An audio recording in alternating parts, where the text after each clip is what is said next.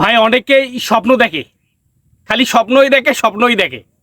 দেখা যাচ্ছে যে ঘরে বসে দেখে, স্বপ্ন দেখে আমি অমুক হব, আমি তমুক হব, আমি ওখানে যাব, আমি সেখানে যাব, আমি বাইক কিনবো, আমি দামি ফোন কিনবো। একে স্বপ্নের কোনো শেষ নেই। বাট আসলে এভাবে স্বপ্ন পূরণ করা কখনো সম্ভব না। ঘরে বসে থেকে স্বপ্ন দেখে দেখে কখনো স্বপ্ন পূরণ করা সম্ভব না। আমার জানা মতে, আমি যতটুকু জানি, আপনাকে স্বপ্ন পূরণ করতে গেলে আপনাকে কাজ করতে হবে। আপনার সামনে যে কাজ আসবে সেটাই করতে হবে।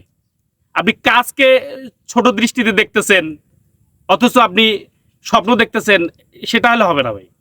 আপনাকে কাজ করতে হবে, সামনে যে কাজেই আসুক সেই কাজটাই আপনাকে করতে হবে, নিয়মের সাথে করতে হবে। তাহলে আপনার ভাগ্যের পরিবর্তন ঘটবে, স্বপ্ন পূরণ হবে।